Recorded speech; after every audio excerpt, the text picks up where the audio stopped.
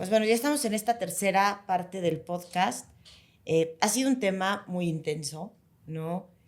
Muchas veces yo creo que no dimensionamos hasta dónde puede llegar el hecho de darle un teléfono o una tableta a uno de nuestros hijos, ¿no? Hablando sobre todo que hemos enfocado esta plática a niños y adolescentes. Pero bueno, hemos platicado a lo largo de estos 2 bloques anteriores de lo que son las adicciones de conducta, las adicciones al uso de dispositivos, el uso irresponsable de redes sociales. Pero ahorita en esta tercera parte yo quiero que platiquemos ya de lo más extremo, ¿no? Okay. A las peores consecuencias, por así decirlo, que nos puede llevar usar de una manera irresponsable las redes sociales o usarlas para la comisión de delitos incluso, ¿no? A últimos años el tema de los ciberdelitos ha sido un tema que ha estado sobre la mesa de seguridad de todos los gobiernos porque ha crecido de una manera exponencial que no necesariamente ha llegado a alcanzar el tema legislativo o el tema de educación de la comunidad. Decían algo, ¿no? Meternos ya en tema de educación es también meternos en un tema de contexto, ¿no? De política social y demás. Ahorita no nos vamos a meter en eso porque eso es como para 5 podcasts. Sí. Pero ahorita sí quiero, así, en el peor de los escenarios, el uso irresponsable de una red social o el uso de una red social con otros fines me puede llevar a la comisión de un ciberdelito o a ser víctima de un ciberdelito. Particularmente, ahorita lo que me gustaría que platicáramos sería retomar un poquito el tema del sexting, sobre todo con con lo que se traduce en un delito de invasión de la personalidad o de la imagen. De la intimidad sexual. Lo que pasó un poco con la ley Olimpia. Así es. El grooming, sobre todo porque es un tema incluso de pederastía, ¿no? Correcto, que nos estamos metiendo en temas ya muy rudos.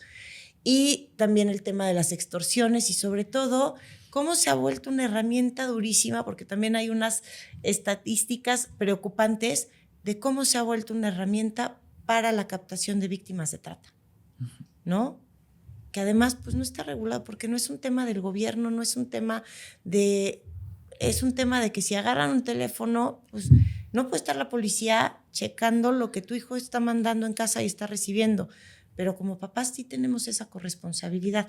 Ya, pues la policía, sí, en temas de gobierno sí hemos visto que hay ustedes están familiarizados con los programas que se están desarrollando para la ciberpolicía y demás. La verdad, yo que tuve oportunidad también en algún momento de conocerlos y ser cercana a la persona encargada de estos programas, no tenía ni idea que estuvieran tan avanzados, como que uno no ve que verdaderamente tienen esta tecnología para estar detectando este tipo de redes, ¿no? De redes delincuenciales en temas cibernéticos. Pero vamos a tratarnos de ajustar, porque es un tema súper amplio y muy fuerte, a estas 3 problemáticas. Entonces, primero, retomando, sexting. Ustedes también, dentro de su formación profesional y dentro de las actividades que realizan, han trabajado mucho con víctimas del delito. Sí, correcto. Y han tenido víctimas de este tipo de delitos. Entonces, si nos pudieran poner, obviamente, con esta protección a la identidad y demás, ejemplos que a ustedes los hayan marcado respecto de haber trabajado con estos temas. Bien, comenzaré brevemente con 2 ejemplos, ¿de acuerdo? Uno de ellos no tiene mucho, fue hace unos 2 años y justo en el lugar donde trabajamos, en conjunción con nuestro otro departamento, que es el jurídico, pues se llevó el proceso y el caso de una niña de 8 años en el cual intercambiaba sus imágenes sin ropa a cambio de una recarga de 20 pesos, ¿no? Y entonces aquí es en donde se rompe la regla que hablábamos en el bloque anterior de esta edad de 7 a 12 años en la práctica de sexting. Ahí podemos darnos cuenta cómo es una conducta aprendida, adquirida. No es algo natural, no es algo que desde el nacimiento, digamos. No es una necesidad inherente a nuestra fisiología, ¿no? Totalmente. Aprendo entonces que si muestro lo que mencionábamos en bloques anteriores, puedo conseguir algo. Claro. Por supuesto, hablamos de práctica porque el sexting es una práctica. El problema, o cuando se convierte en un delito, es cuando este contenido comienza a divulgarse sin autorización. Claro. una de las grandes barreras, como tú lo mencionabas, Donna, hace unos momentos, es que pues no tenemos un control del Internet. Cualquiera puede hacer uso de ellos. Y entonces el hacerme pasar o divulgar o compartir o pedir, exigir más contenido a cambio, desde estas extorsiones, de no hacer públicas tus imágenes, entonces te obligo, te llevo a fuerza a que me compartas más imágenes tuyas, ¿no? Otro de los casos, igual, bueno, aquí ya mayor de edad, ya te hablo de entre 25 y 30 años, refería que solo había compartido sus imágenes íntimas a su novio. Era de un municipio, no era de Puebla capital. Y decía, de repente en la calle todos empezaban a hablar a mis espaldas. Sentía que como que había secretos de mí. Hasta que una persona se acercó y me dijo, ¿esta eres tú? Toda la colonia tiene tus fotografías. Ella asegura que solamente fue para su novio esas fotografías. Y al hablar con el novio dijo, no, yo no, me han de ver hackeado.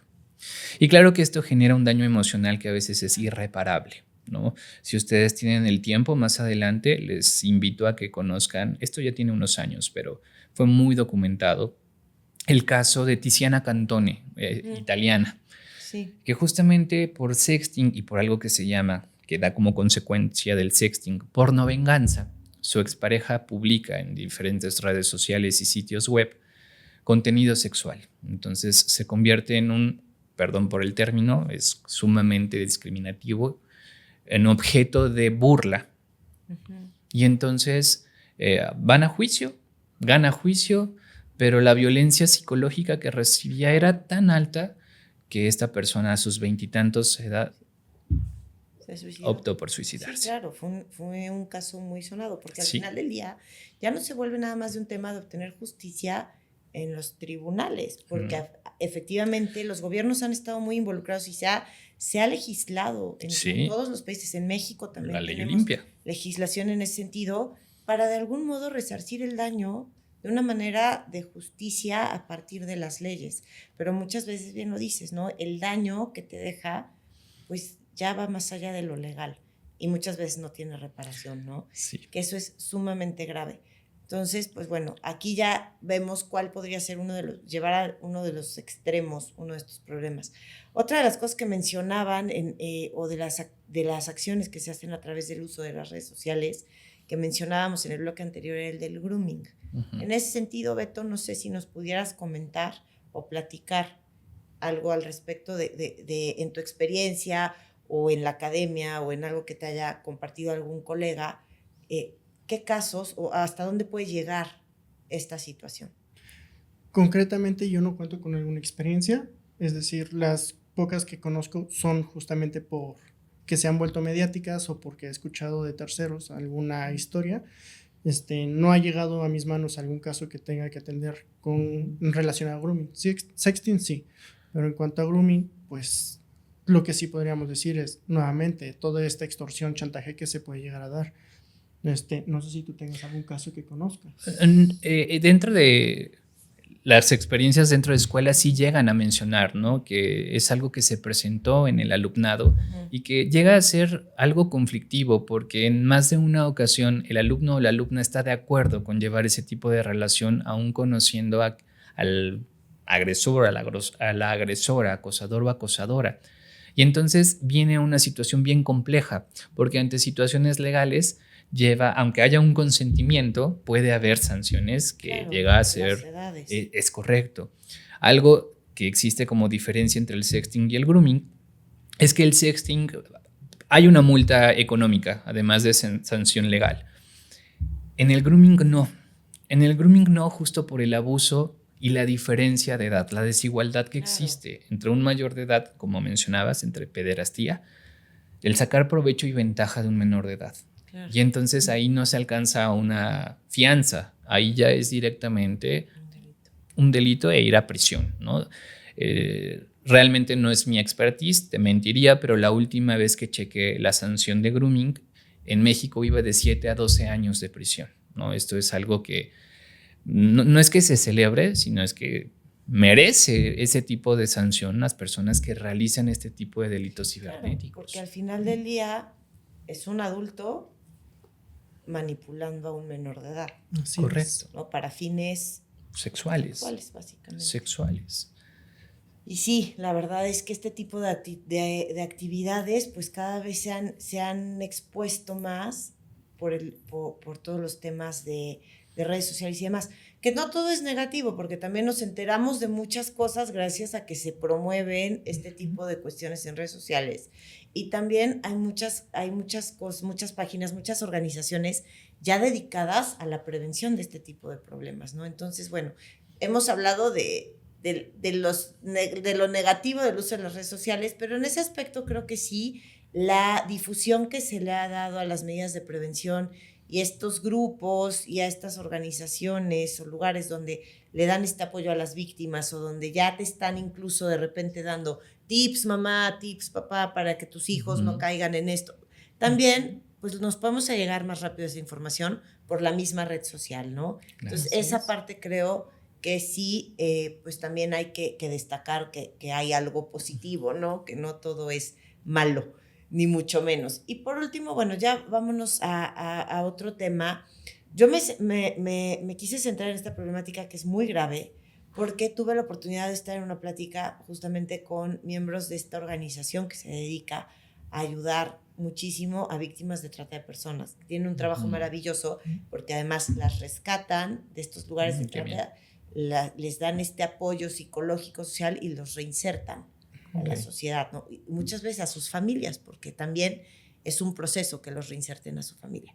Pero bueno, sin entrar tanto en este proceso, porque también es un tema bien, bien duro, una de las cosas que a mí me impactó muchísimo es cuando te dicen, mira, hace no muchos años, el modo de captarlas era con engaños para un trabajo, ¿no? Sobre todo para, oye, te voy a traer un trabajo, pero te las llevabas a otro estado y demás.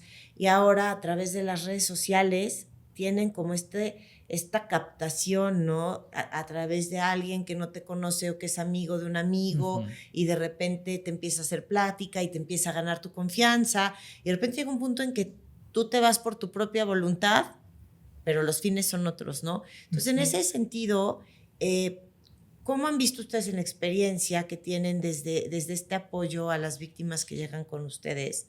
Si han tenido algún caso en este sentido, ¿cómo es este acercamiento o cómo han funcionado estos grupos que de repente utilizan las redes sociales para llegarse de víctimas?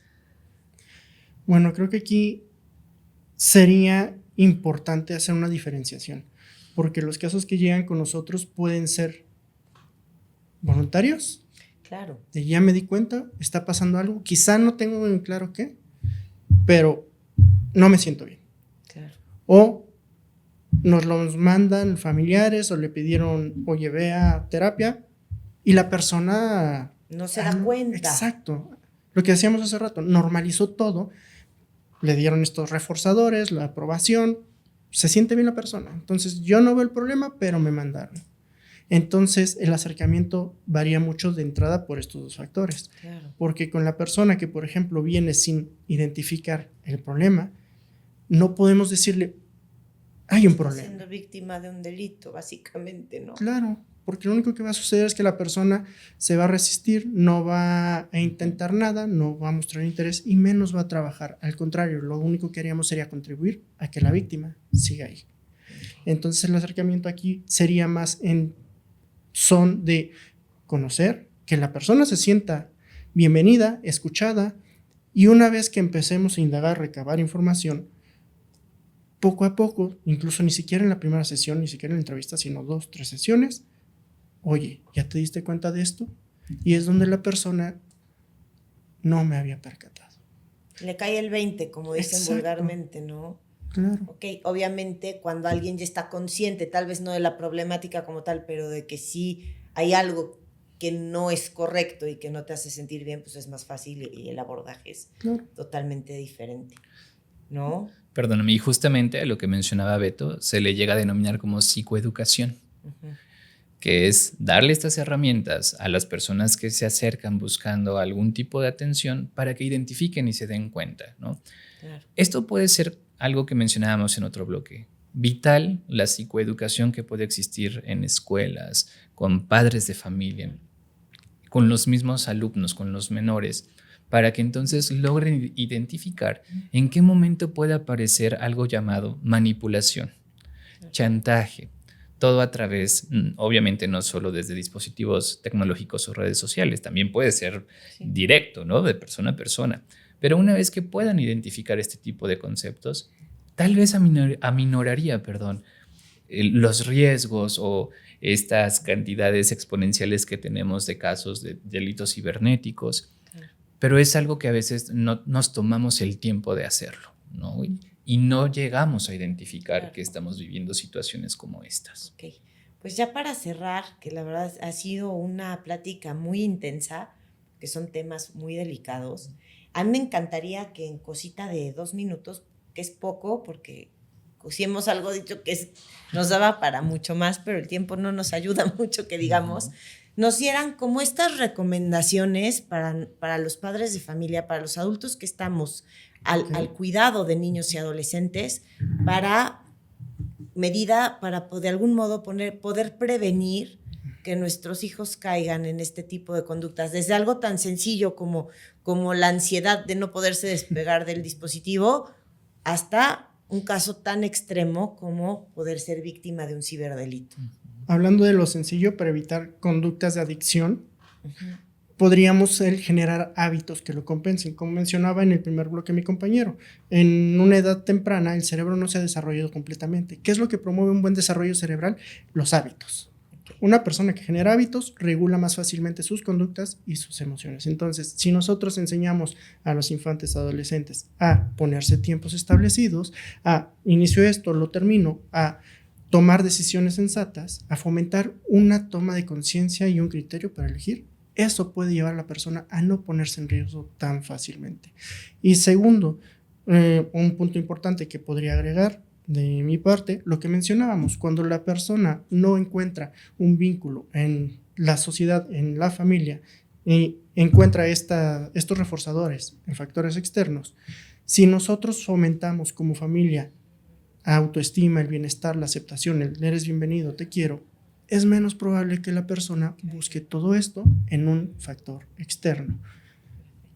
Agregando justamente lo que menciona Beto, uno es vital. Infórmate mamá, infórmate papá qué pasa en las redes sociales. Infórmate cómo funcionan, qué puedes hacer y qué no. Porque a veces los adolescentes, los niños nos pueden dar la vuelta de muchísimas formas. Si nosotros creemos que está pasando algo. Recomendación, va a tener redes sociales de adolescente e infante, que sea una extensión de tu cuenta en donde tú puedas tener acceso. No es que estés 24/7 viendo que llega a observar, captar, descargar. Simplemente ten una supervisión esporádica, periódica. Algo más, como lo mencionaba Beto, fomenta actividades que no tengan que ver con dispositivos tecnológicos, ¿no? En las escuelas, en colonias, no hay parques. No hay lugares de juegos, no en todas, no generalizo. Sí, claro. Pero si fomentamos este tipo de actividades, será una conducta que podremos potencializar, es decir, el hacer cosas sin dispositivos tecnológicos para aminorar y quitar poco a poco este aumento en el consumo de este tiempo de las 8 horas de estar en dispositivos tecnológicos y redes sociales. Yo quisiera agregar un punto importante, súper breve, no controlar. ¿En qué sentido? No decirle al niño no hagas esto, porque les va a seguir llamando la atención, sino el enseñarles a hacerlo de forma responsable. Entonces el niño sabrá elegir. Como tal el dispositivo, pero sí limitar los tiempos o... Lo correcto. Porque somos adaptativos. Somos adaptativos, me quitas mi celular, tengo mi tablet, tengo mi laptop, tengo mi computadora. Tengo la tele, o sea, algo encuentran, ¿no? Pero sí esta parte de la autogestión también, ¿no? Sí, y además así no me limitas y ni promueves la confianza. Okay, pues muy bien. Pues les quiero agradecer muchísimo que hayan estado con nosotros. Espero que nos acompañen en futuras emisiones para tocar otros temas que se quedaron sobre la mesa a partir del uso de las redes sociales. Muchas gracias. Pues muchas gracias a los que nos sintonizan y pues nos vemos en la siguiente. Un placer, gracias por la invitación. Esperamos vernos pronto. Gracias, Beto. Todo un gusto conocerlo.